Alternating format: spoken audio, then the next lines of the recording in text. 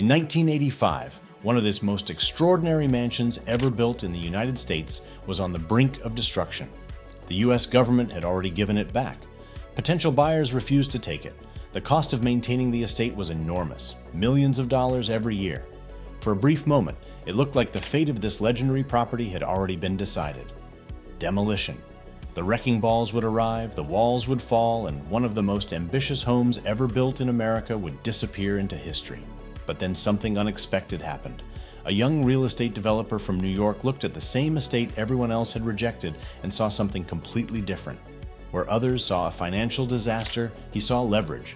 Where others saw an aging mansion, he saw opportunity. He bought the palace for a fraction of what it had once been worth. But the real story of Mar-a-Lago isn't just about real estate. It's about power. Because across nearly a century, three very different figures used the same building for three completely different purposes. One used it to display wealth, another tried to turn it into political influence, and the third transformed it into something entirely strategic. Chapter 1: The Island That Created Power.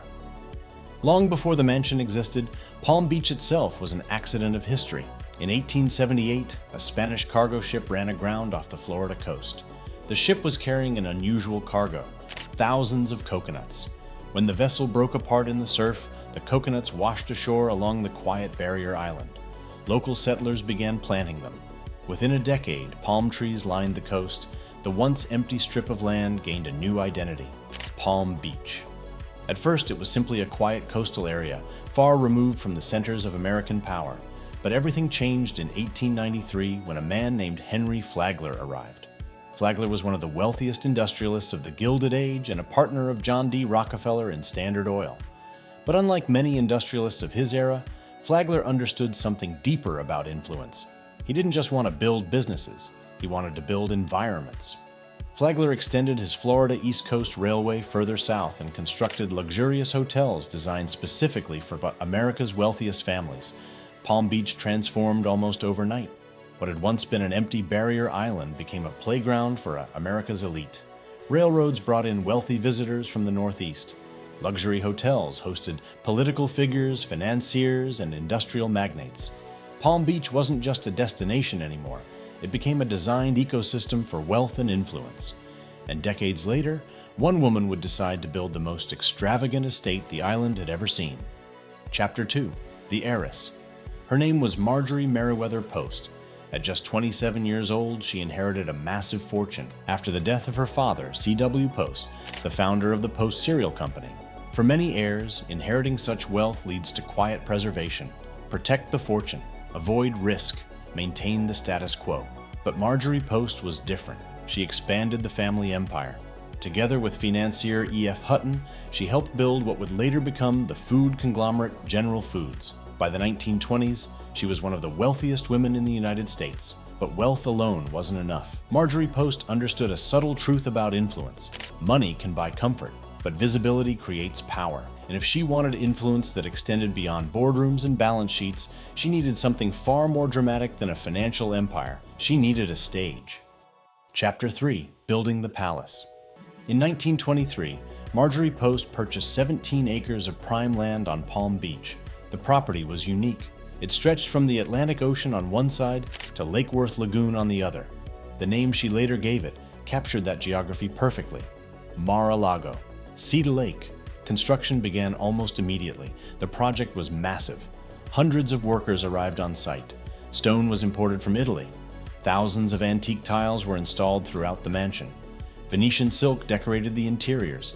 Spanish, Moorish, and Mediterranean architectural influences blended together into something that looked less like an American home and more like a European palace. When construction finished in 1927, Mar-a-Lago stood as one of the most expensive private homes ever built in the United States. But it was never meant to be just a residence. Marjorie Post had built something much more intentional: a stage. Inside its walls, she hosted diplomats, business leaders, artists, and politicians. Lavish events filled the estate. Mar-a-Lago became a symbol of wealth, but also of access. If you were invited there, you mattered.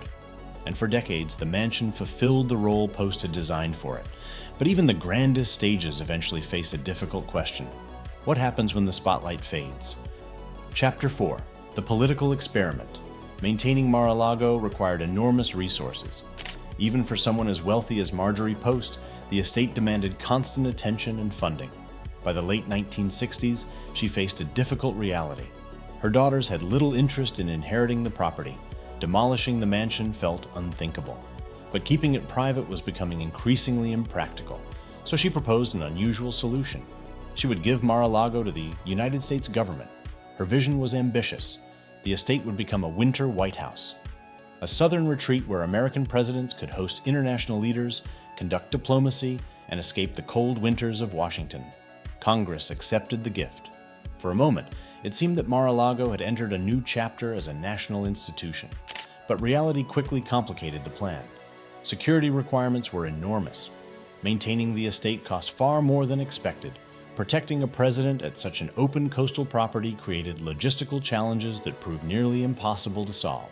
After only 7 years, the government made a decision. They returned the property. The winter White House experiment had failed. Chapter 5. The mansion nobody wanted. Once returned to private ownership, Mar-a-Lago entered its most uncertain period. The estate was placed on the market. The asking price was $20 million. Potential buyers toured the property. They admired the architecture, the ocean views, the scale. But then they looked at the numbers. Maintenance costs were staggering. Insurance was expensive. Renovations were inevitable. One by one, buyers walked away. Without a new owner, the mansion slowly began to deteriorate. Gardens grew wild. Paint began to peel. Maintenance crews shrank. And by the mid-1980s, a drastic solution was proposed. Demolish the estate. Erase it. Start fresh with something more manageable. But before that plan could move forward, someone else stepped in. Someone who had been quietly studying the situation. Chapter 6. The Strategic Move. That man was Donald Trump, a real estate developer from New York. He first noticed Mar-a-Lago in the early 1980s. But instead of raising his offer, he changed the entire negotiation. Trump bought a narrow strip of land between the mansion and the ocean. Then he announced he might build a house there, a house that would block the ocean view.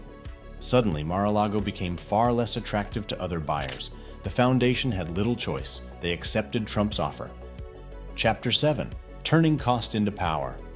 Buying the mansion was only the first step. Maintaining it still cost millions every year. Most owners would have sold it again. Trump did something different. He turned the estate into a private club. Members paid initiation fees, annual dues, and event costs. Instead of being a financial burden, Mar-a-Lago became a profitable social hub once again. Donald Trump transformed it into a strategic social and political hub. The building itself never changed. The walls remained the same. The architecture remained the same. But the meaning of the estate shifted with each new owner.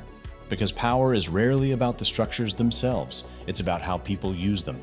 And in the case of Mar-a-Lago, the mansion was never just real estate. It was always something more.